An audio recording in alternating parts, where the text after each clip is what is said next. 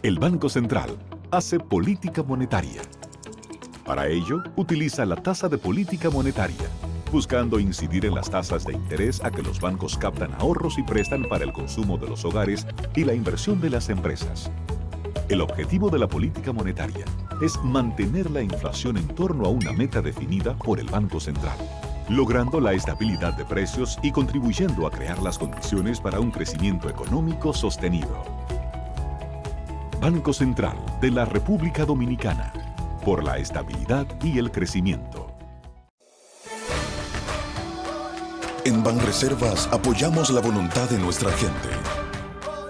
Por eso celebramos 80 años escribiendo historias de crecimiento personal y profesional, mientras continuamos con nuestra gran labor de mejorar la vida de la gente, poniendo el corazón en cada momento. Banreservas, 80 años siendo el banco de todos los dominicanos.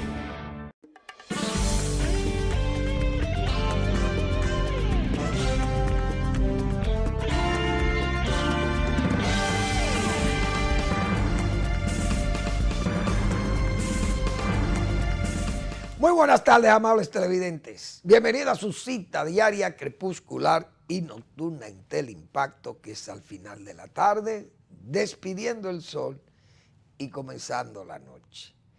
Es el único programa que tiene 3 nombres, señores, para poder diferenciarnos, porque hay gente que toman hasta los nombres de los programas y los usurpan. Ponga su caridad en buenas manos. Apoye el Patronato de Lucha contra el Cáncer de Villa González Incorporado. Súmese ahora que estamos en el mes del cáncer de mama, donde se ha hecho un esfuerzo extraordinario por la concienciación ciudadana sobre este cáncer. Y este patronato contribuye enormemente a remediar esos problemas en damas campesinas, damas rurales o suburbanas, como es Villa González y sus comunidades más cercanas. Apóyelos. 809-443-8010. También el Hogar Escuela Santo Domingo Sabio. Arrime su caridad a esa institución también para formar jóvenes en alto riesgo. Avenida Independencia, casi esquina, Avenida General Gregorio Luperón, aquí en Santo Domingo. Bien, hay que corregir algunos gazapos que uno a veces comete porque son nombres que se le pasan a uno y situaciones también de las cuales uno toma alguna referencia y bueno, era una imagen jocosa. Por ejemplo, yo puse una imagen el viernes sobre un policía dándole bastonazo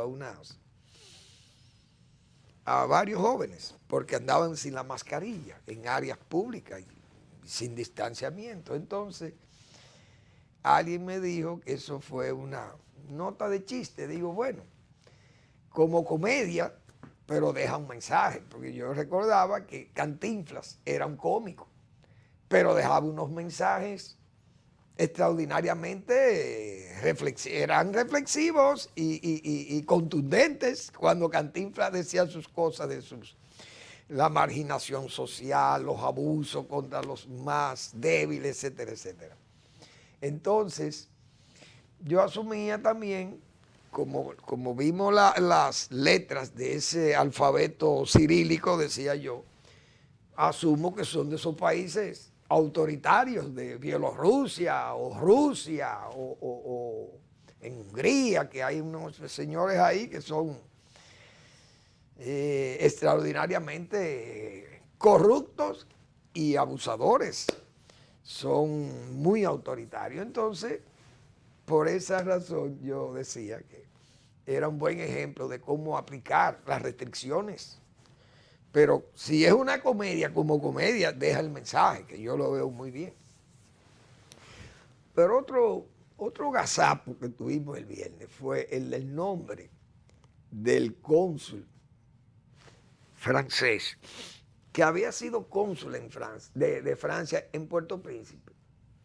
y que tuvo la osadía de venir en representación de Haití a decirle al presidente de la República de ese momento aquí, que me imagino que sería o Santana o Báez o Jiménez al comenzar ya la separación.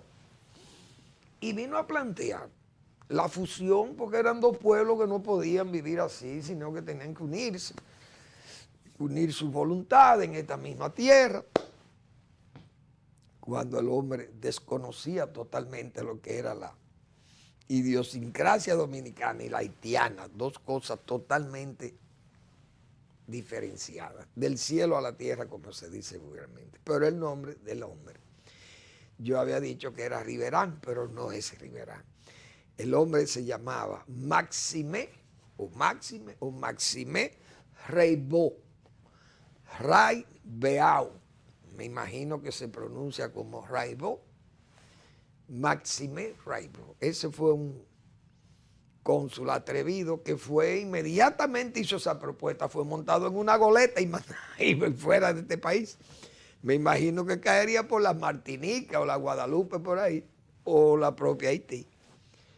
Ya las Martinicas y esa parte que eran colonias francesas. Pero el hombre era Maxime Raybeau o Raybeau, no sé cómo se pronuncia en francés. Pero era necesario que hiciéramos esas aclaraciones sobre esos dos gazapos del viernes. Bueno, las preguntas están sobre salud pública, el Ministerio de Salud Pública. A partir de hoy se suspende el toque de queda. A partir del 18 se van a establecer las medidas como la de la presentación de la tarjeta de vacunación y cédula. Y eso está muy bien dentro de medidas restrictivas que me imagino que serán muy fuertemente vigiladas o controladas. Yo no sé cómo eso se va a controlar o cómo se va a vigilar, dónde se van a poner los inspectores para eso, porque si hay un espectáculo, por ejemplo, en el Teatro Nacional, bueno, ahí es fácil. Solamente usted tiene que poner un inspector ahí para que chequee la persona que presente su tarjeta. Pero tendría, ¿qué personal se va a utilizar para eso? ¿A quién se le va a confiar el cumplimiento de esa disposición? En los estadios deportivos es fácil. Simple y llanamente la entrada en los taquilleros, en las taquillas, entrada de taquillas. Es decir, en eventos así, grandes, muy públicos, podría observarse eso, pero imagínense ustedes la cantidad de negocios, restaurantes, bares, colmadones. ¿Quién es que va a controlar esas cosas? Esas son las medidas. Yo creo que por esa parte va a ser difícil controlar eso. Algunos dueños de bares y de restaurantes han criticado eso. Los hoteles, ¿cómo se va a controlar eso en los hoteles? El turismo, decimos que ha sido el mejor septiembre de todos los septiembres. Ha sido para el turismo. Han llegado casi 400,000 turistas, no sé, o 365, 370,000 turistas en septiembre. Algo extraordinario. Pero imagínense un turista que viene al país, no se le exige que presente la tarjeta de vacunación, pero si él quisiera ir a un evento, ¿qué va a pasar? El tipo va a decir que vino al país, no le dijeron que era necesario presentar eso. Entonces se va a excluir, que quedaría exento. Y entonces, ¿qué pasaría si un dominicano protesta y dice, ¿por qué a un extranjero sí y a mí no? Pero más, ¿qué va a pasar con los haitianos? ¿O qué ha pasado con los haitianos y los venezolanos? Principalmente los haitianos, que son los que más me preocupan a mí, no porque sea anti-haitiano, como se puede pensar. Porque los venezolanos, el venezolano que viene a este país, me imagino yo que viene con un documento, aunque sea una cédula venezolana. Trae un documento o un pasaporte, porque si se monta en un avión tiene que traer un pasaporte, mínimo. Y todos los venezolanos que hay en este país han llegado por los aeropuertos del país.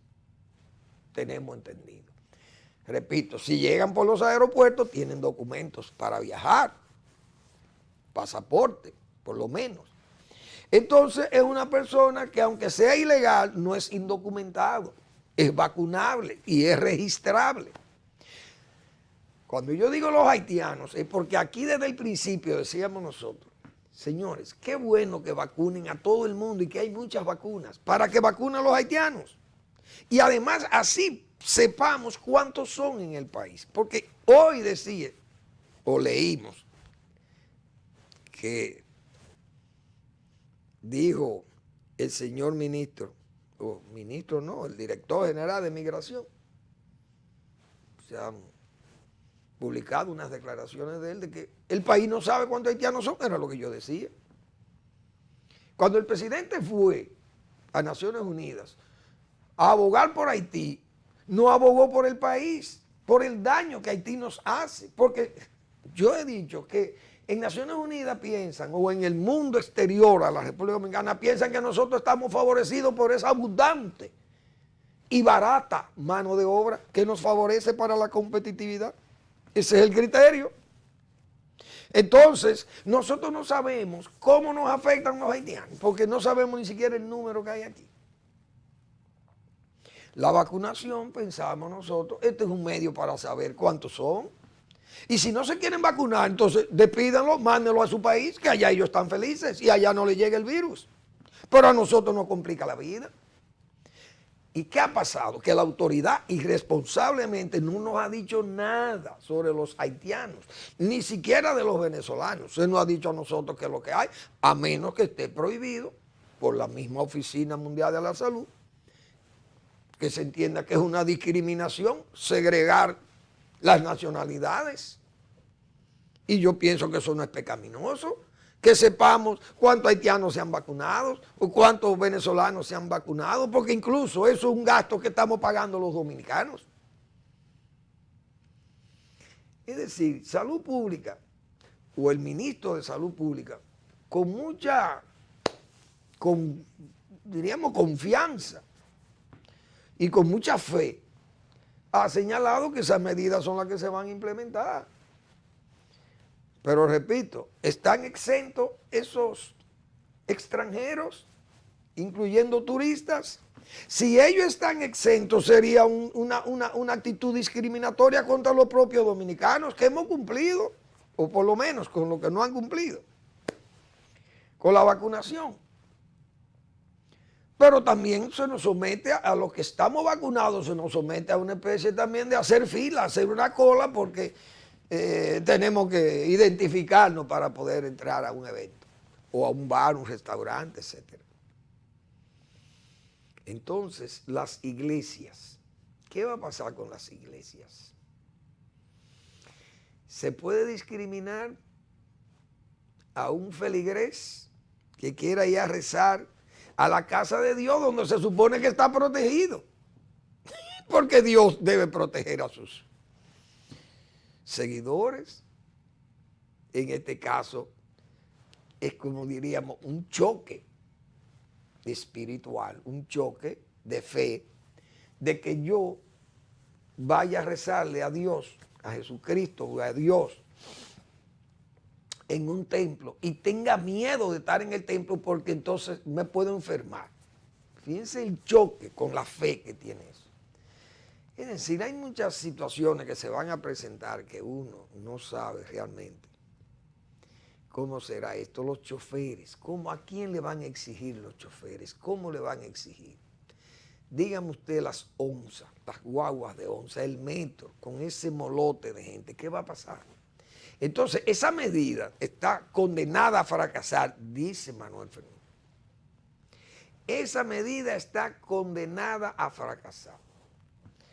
Lo que hay que seguir era con las restricciones de tipo del agrupamiento sin distanciamiento, el mismo uso de la mascarilla y las restricciones incluso que podían seguir restricciones a la actividad, al ocio tardío, tal vez, qué sé yo, no sé, pero la verdad que no va a ser fácil aplicar las medidas que dice Salud Pública que van a ser aplicadas a partir del 18. Vamos a ver. Pero de hecho, repito, la discriminación va a estar presente porque esos extranjeros están exentos y los haitianos están libres de advertencias. Porque, repito, los venezolanos tienen, por lo menos, tienen documentos. Pero los haitianos ni tienen documentos, ni sabe uno quién es quién, qué andan haciendo aquí, cómo hacen en su vida aquí, dónde pernotan, qué hacen, qué trabajan. Absolutamente nada. Y que para colmo no estén vacunados porque ellos no quieren. Porque vacunas hay. Si regalamos 500,000 vacunas, dosis de vacunas, lo más prudente era que vacunáramos los haitianos. Y si no se quieren vacunar, entonces decíamos, y repito, es la oportunidad ideal para devolverlo a su país, repatriarlo. Por eso, esas mismas declaraciones del director de migración me lucen unas declaraciones, primero, tal vez muy espontáneas, muy sinceras de él, del director, de que, bueno, 20 años y vamos a perder el país. Pero eso es una cuestión que está a la vista, porque las autoridades son las que tienen que actuar. Yo no puedo actuar por mi cuenta. Yo puedo hablar. Ahora, que la autoridad hable y no actúe. El director de migración, yo entiendo que si él no le dan los recursos o le permite la autoridad necesaria para actuar como un director de migración, es lo que tiene que salir de ahí. Bueno, nosotros, ok, tenemos un buen director, sano, bien intencionado, consciente del problema, muy bien, pero ¿qué ganancia tenemos con eso? Yo he dicho muchas veces, y tal vez un acto de inmodestia de mi parte, pero yo he dicho lo siguiente: si a mí me nombran director de migración, yo tengo que fracasar en el cargo, no por excesos, sino por el celo que yo voy a poner por el cargo, por la Dirección General de Migración, para cumplir con las funciones que tiene que cumplir esa Dirección General, que es velar porque el país esté libre de esas condiciones de migrantes y de gente ilegales y de gente que ande aquí como sin control. Porque, repito, a un venezolano, que son muchos los que hay aquí, usted puede saber dónde es el destino de esta gente, porque tienen documentos y el país lo debe tener registrado aunque fuera en los aeropuertos, porque para Venezuela en barco es difícil que salgan, como Polizonte podrían salir algunos, pero no tenemos ese gran comercio con Venezuela. Todos tienen que salir por la vía aérea, a menos que se destinen por Haití, por ahí se vayan por otro aeropuerto y salgan, entonces eso es otra cosa.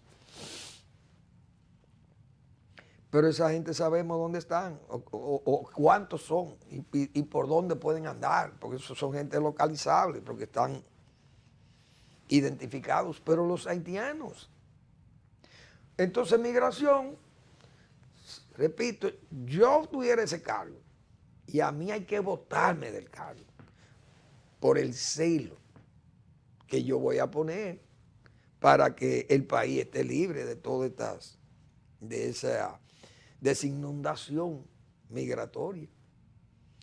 Pero hablan, se oye muy bien y se le aplaude el audio. Pero ¿y qué se gana hablando? Yo he dicho muchas veces, la izquierda habla, la derecha trabaja.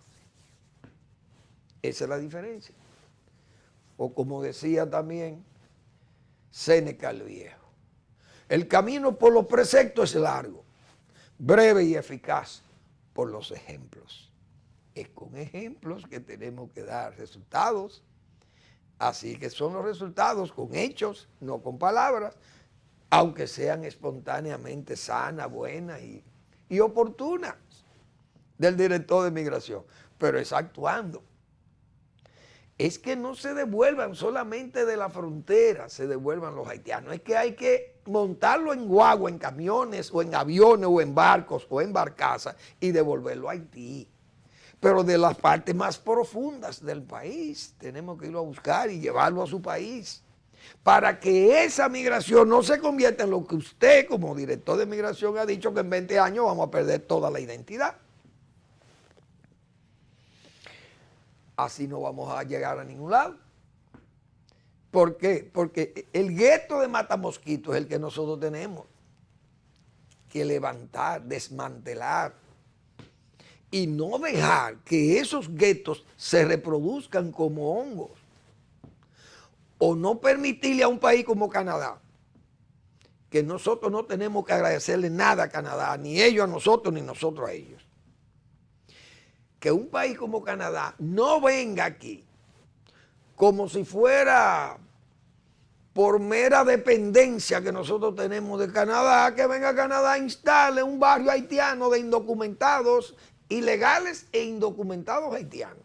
Y le haga un barrio y la autoridad nacional se quede de brazos cruzados como hizo el gobierno de Danilo Medina, irresponsable y traidor del país, que permiten eso, que permitió eso sin llamarle la atención, porque el primero que tiene que decirle es el canciller: mire, llame al embajador de Canadá y dígale que se me largue inmediatamente del país. O el dominicano que está allá en Canadá: mire, venga y póngale esa nota al gobierno de Canadá, que con qué derecho ellos tienen de venir a instalar un barrio de indocumentados e ilegales extranjeros en la República Dominicana. Pero no hacemos nada. No se hizo esa reclamación. Lamentablemente el país, la misma dependencia con los Estados Unidos, que uno dice que querrá Estados Unidos, que somos tan complacientes, el gobierno mismo luce muy complaciente, y dijimos aquí el viernes, el gobierno de Estados Unidos tiene una agenda que nos hace daño. Estados Unidos es un país del que nosotros nos sentimos muy agradecidos y del cual nosotros hoy, si tenemos 7.800 y pico de millones de dólares de remesa, que vamos a hablar de eso, más del 80% viene de los Estados Unidos. Muy bien. Un excelente vecino.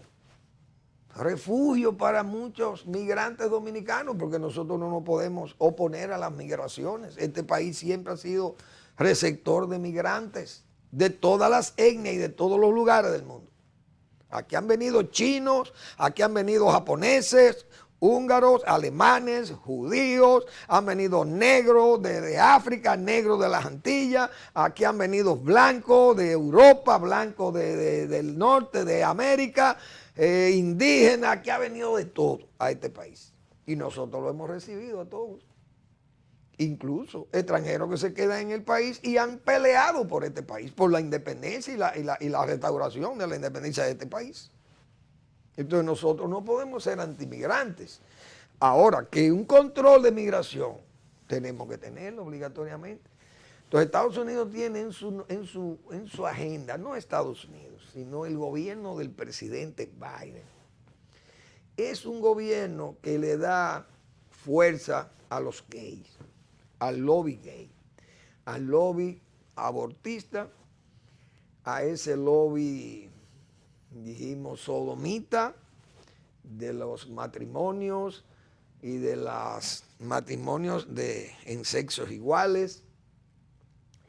Y Estados Unidos, que es un país que ha tenido una conducta muy rara con la etnia negra principalmente y la etnia indígena de la misma Estados Unidos, donde ha aplicado política de higiene racial y política de repatriaciones masivas. Entonces nosotros no podemos hacer nada de eso, a menos que podamos enfrentar con el carácter nacional, que es algo importante y una de las grandes virtudes nacionales de aquellas glorias, aquellas cenizas que están hoy todavía ahí cuidadas en el Panteón Nacional y que en el gobierno anterior de Danilo Medina casi quisieron soplarlas, porque eso eran meras, diríamos, nostalgia de ese liderazgo pasado, viejo y superado, antiguo, antiguayo, y que ya era una patria nueva. de héroes nuevos.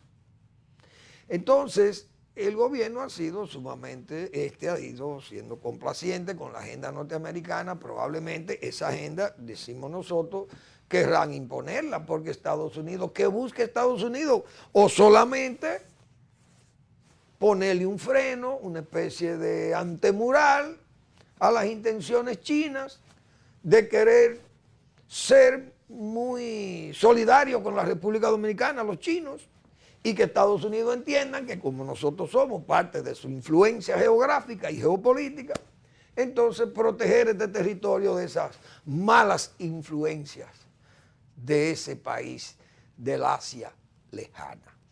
Vamos a la pausa y volvemos.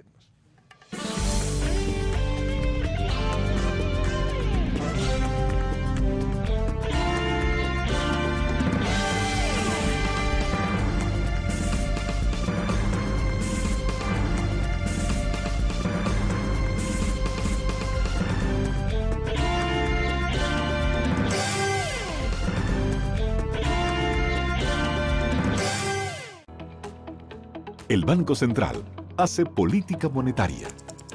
Para ello, utiliza la tasa de política monetaria, buscando incidir en las tasas de interés a que los bancos captan ahorros y prestan para el consumo de los hogares y la inversión de las empresas. El objetivo de la política monetaria es mantener la inflación en torno a una meta definida por el Banco Central, logrando la estabilidad de precios y contribuyendo a crear las condiciones para un crecimiento económico sostenido. Banco Central de la República Dominicana, por la estabilidad y el crecimiento. En Banreservas apoyamos la voluntad de nuestra gente. Por eso celebramos 80 años escribiendo historias de crecimiento personal y profesional, mientras continuamos con nuestra gran labor de mejorar la vida de la gente, poniendo el corazón en cada momento. Banreservas, 80 años siendo el banco de todos los dominicanos.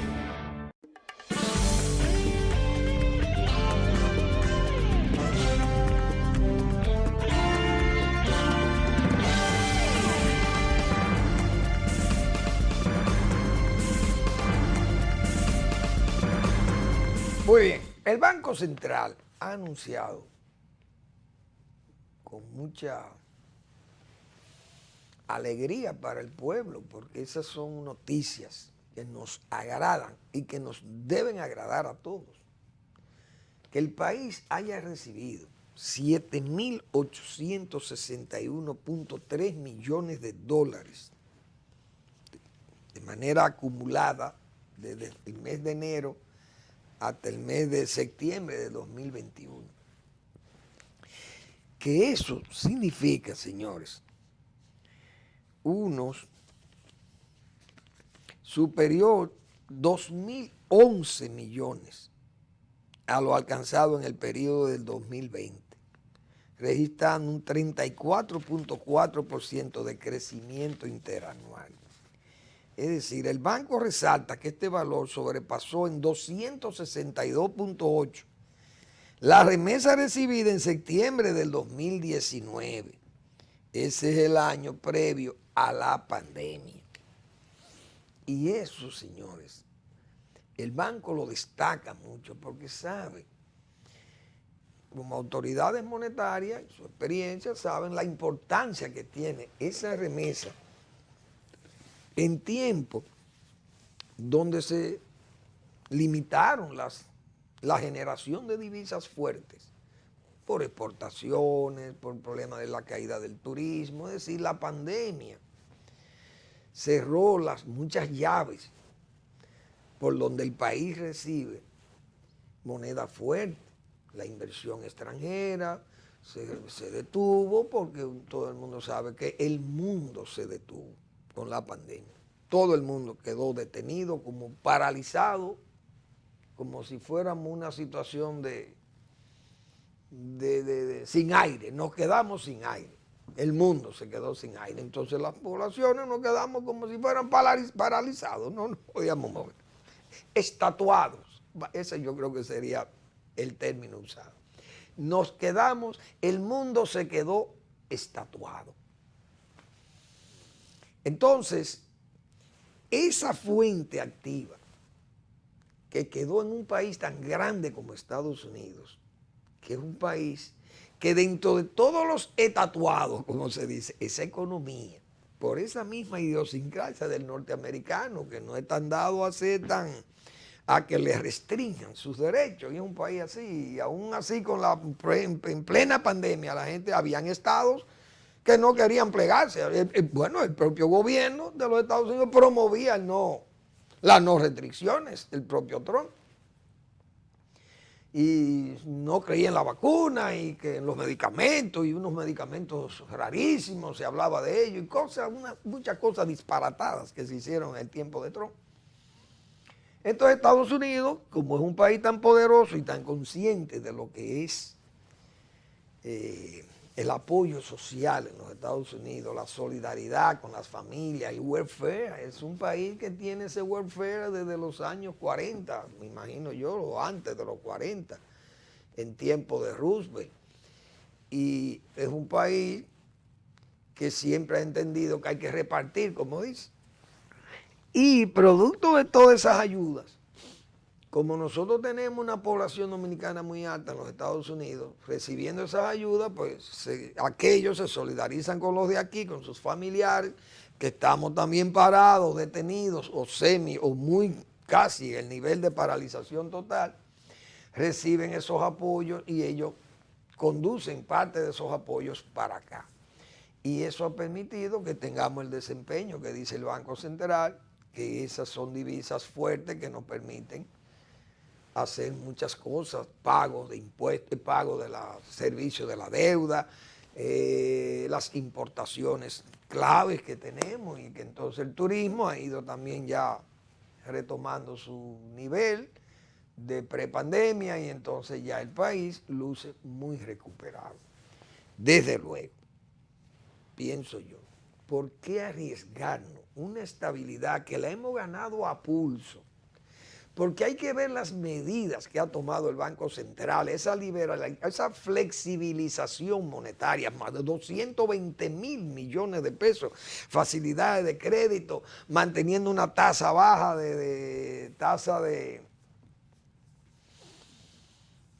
la tasa de interés muy baja, un 3%, es decir, facilidades de crédito a sectores productivos. Todas esas medidas tomadas por el Banco Central, pues han permitido una recuperación que dicen los especialistas y el Banco Mundial, que ha sido una de las economías, bueno, que va a velocidades de crucero, como dicen en su recuperación. Entonces uno dice, bueno, estas medidas contra el COVID que se van a tomar estas medidas que se han tomado para liberar o liberalizar las actividades productivas y del ocio y de todo esto, puede poner en riesgo, quizá podría poner en riesgo ese avance, todo el éxito que hemos alcanzado, podría arriesgarse porque una apertura, hay un recrecido COVID que puede poner en peligro otra vez el empleo que hemos ido recuperando, como dice el Banco Central, en un 96.1% al nivel de prepandemia.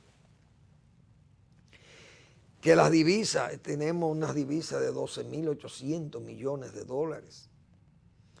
Que tenemos un crecimiento de la riqueza nacional en más de 91,000 millones de dólares. Que el crecimiento del PIB, del Producto Interno Bruto, de la riqueza, es de un 13%, que ha crecido de enero a agosto. Imagínense ustedes, si todo esto se corre el riesgo, tal vez no es volver al inicio, porque es difícil que volvamos al inicio de la pandemia, porque para eso nos hemos vacunado 5 millones más o menos de dominicanos. Pero no hay duda que podría afectar un recrecido COVID que suba, que origine muchas muertes, que origine mucho internamiento, aunque no muchas muertes, podría ser también ese caso, porque hay mucha gente que no se ha vacunado y otros que aunque estén vacunados son pasibles de ser enfermados por esos que no están vacunados, entonces le puede crear problemas y aunque usted esté vacunado, si usted tiene un problema de salud complicado, a usted se le complica la vida con este asunto del COVID, entonces, qué sé yo, se hace improductivo, se tendrían que tomarse medidas de distanciamiento más fuertes, puede reducir el empleo, qué sé yo, muchísimas cosas. Si el ocio se cae, muchas actividades que tienen que ver con el ocio se van a ver afectadas también. Entonces, ese ritmo de la economía podría haberse afectado de nuevo. Repito, no en los niveles de prepandemia, porque ¿para qué entonces nos vacunamos? Pero puede subir a niveles que puede afectar el empleo, las actividades económicas. Entonces arruinaríamos el éxito, digo yo. De todas formas, hay que saludar que ese es un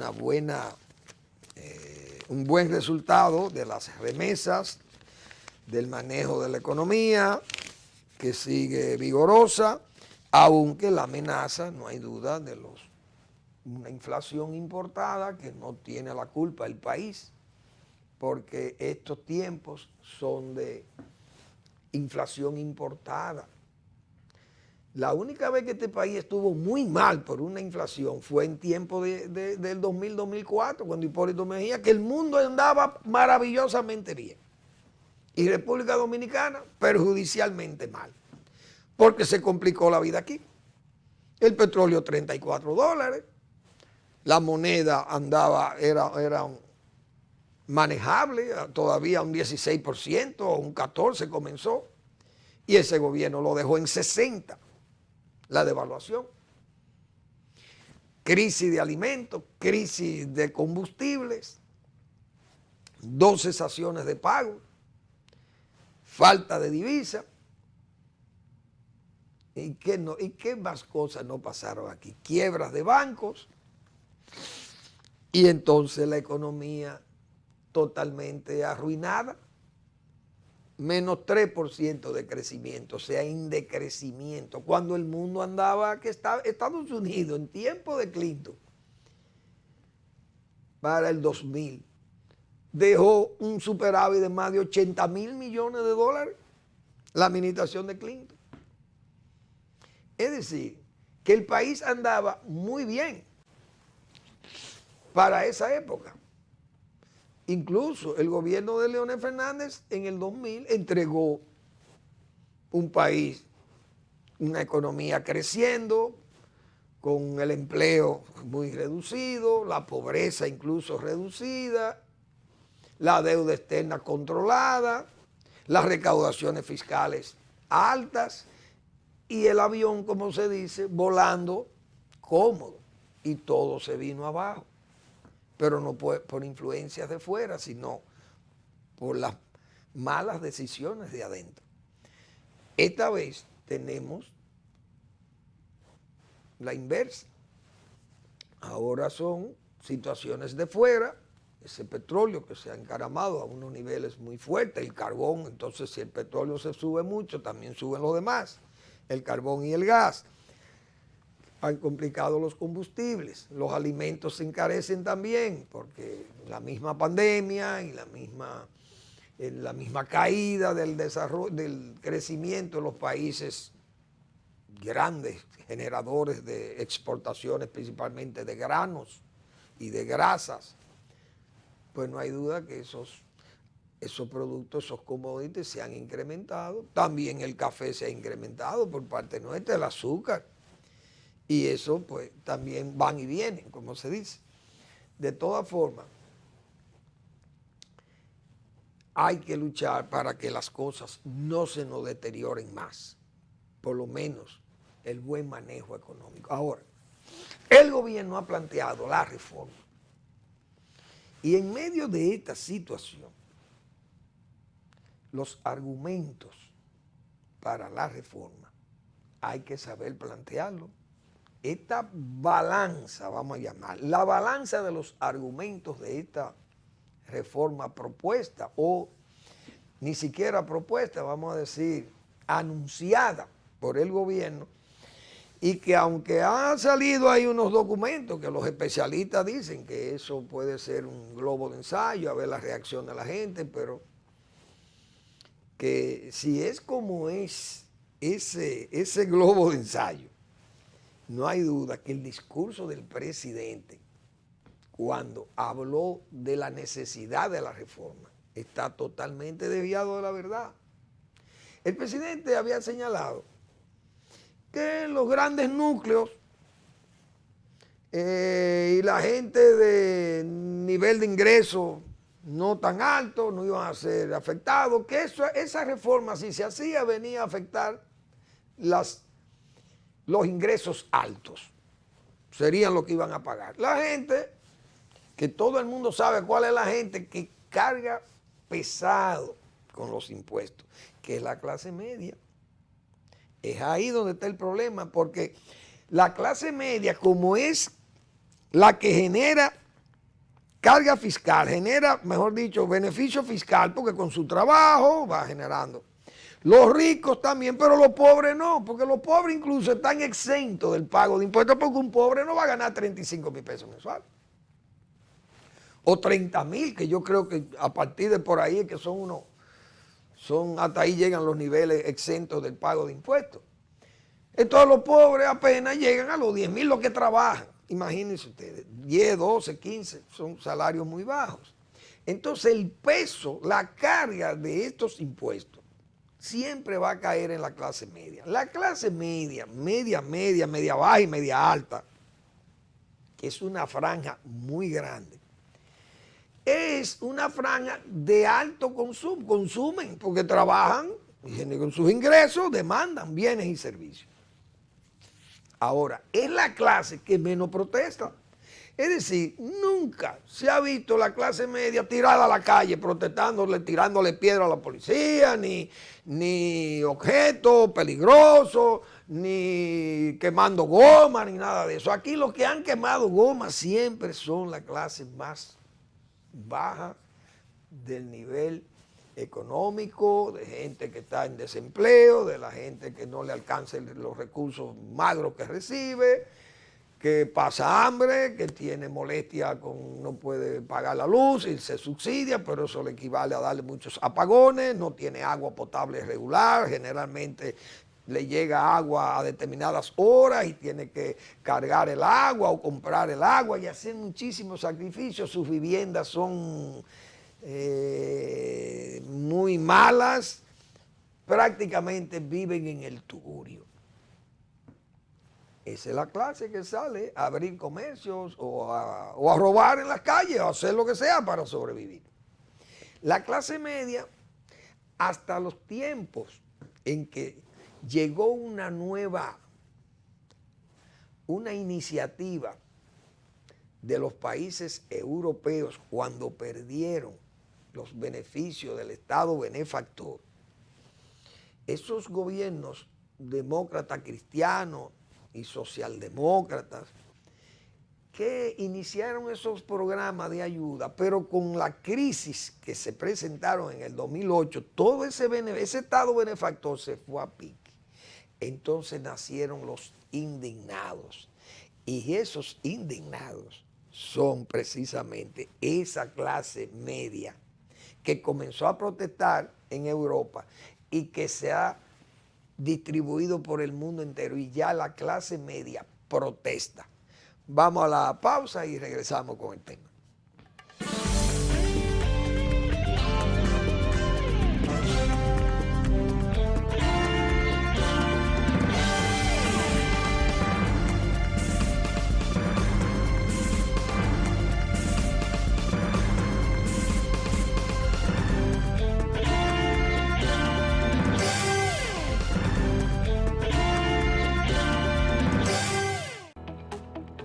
El Banco Central hace política monetaria. Para ello, utiliza la tasa de política monetaria, buscando incidir en las tasas de interés a que los bancos captan ahorros y prestan para el consumo de los hogares y la inversión de las empresas. El objetivo de la política monetaria es mantener la inflación en torno a una meta definida por el Banco Central, logrando la estabilidad de precios y contribuyendo a crear las condiciones para un crecimiento económico sostenido.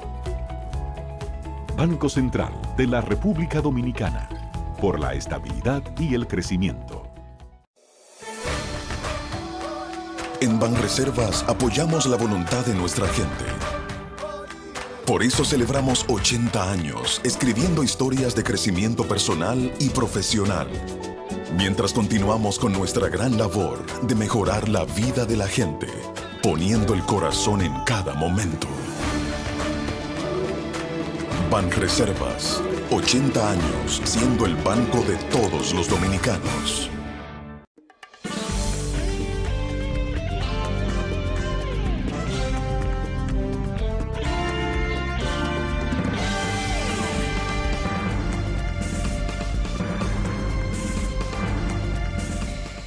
De ahí que el discurso de las autoridades tiene que ser un discurso bien claro, por esas mismas situaciones que nosotros estamos diciendo.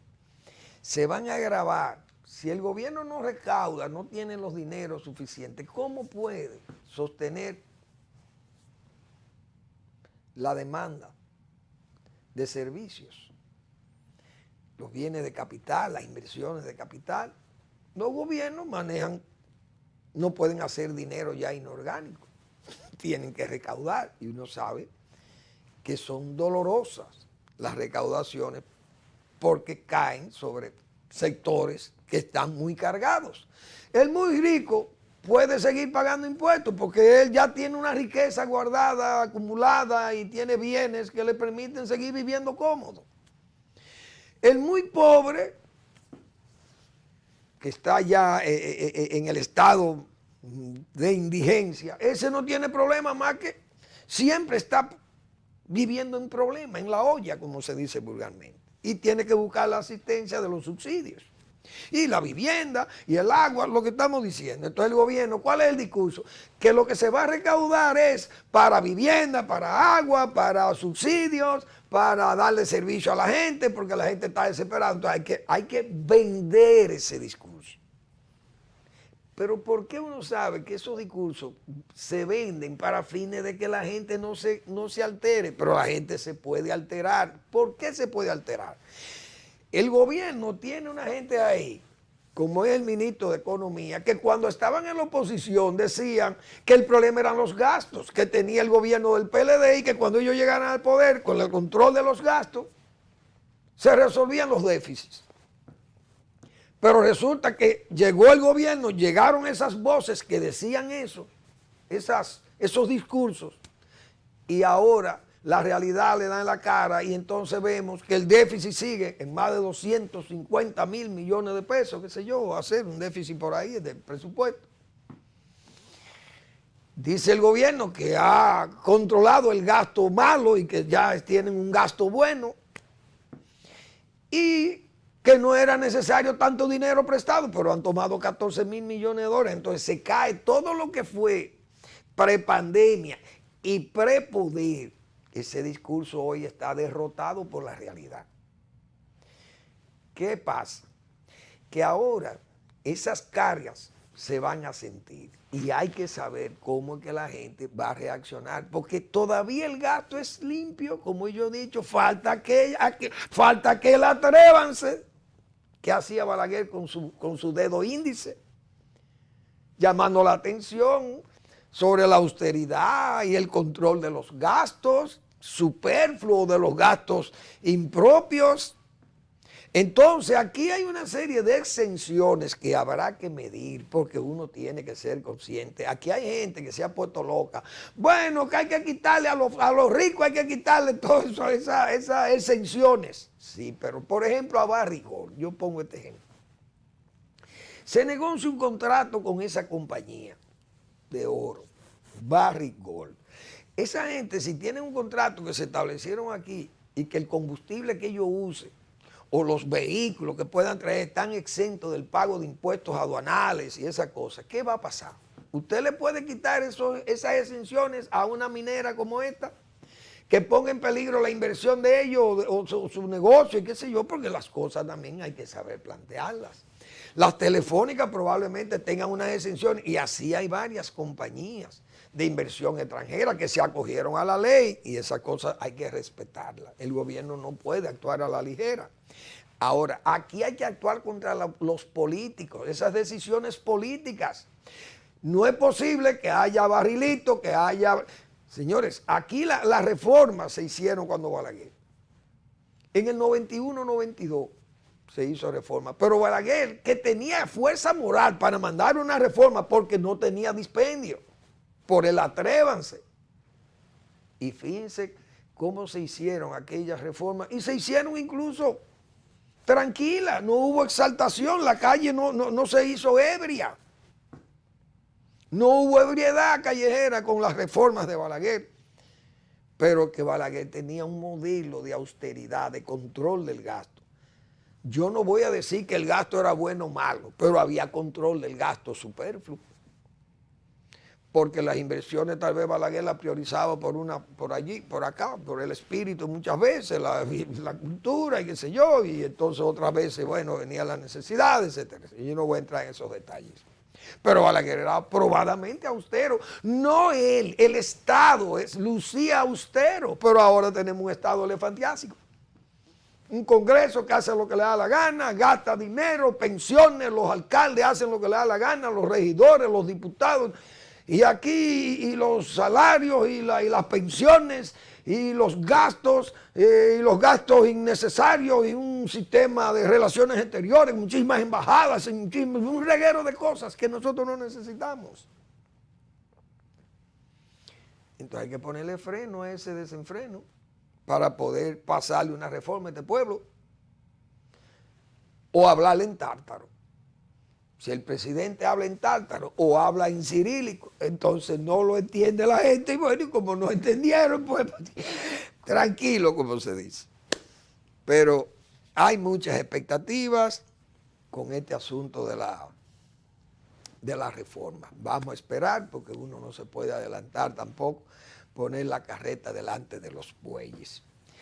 Señores, Leonel Fernández y su fuerza del pueblo, pero principalmente Leonel Fernández. Hoy que el señor Gonzalo Castillo renunció a presentarse en el futuro inmediato a una precandidatura por la presidencia de la República, según ha señalado hoy los tweets,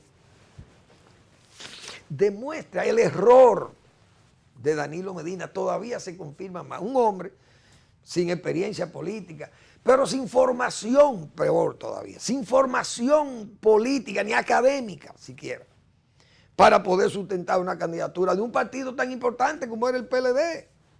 Partido de gobierno con una militancia y comprometido ese partido y el gobierno comprometido para mantener ese partido en el poder. Lo arruinó todo por la envidia y la traición de Danilo Medina, mediocre, se creyó un superpoder, que él estaba por encima del bien y del mal, y que veía a un Leonel Fernández como si fuera uno de tantos, uno más, porque ¿quién es Leonel Fernández? El líder soy yo, que soy el dueño del país, y la clase rica está conmigo, los empresarios, y yo soy, como se dice vulgarmente, el pato macho. Impuso a ese joven sin las calidades ni la formación para competir con un hombre como Leonel Fernández, señores, que era el líder en ese partido y que ha demostrado que sigue siendo un líder. Porque como un partido pequeño, como dicen sus detractores, un partido de ventorrillo que tiene Leonel Fernández, que sacó un 5.6, yo he visto editorialistas acabando con ese partido, pues un partidito, y que cómo es posible que le reconocieran como un partido mayoritario, cuando de hecho todo el mundo sabe que es un partido mayoritario, que no son los números, y que los números incluso constitucionalmente demostraron eso.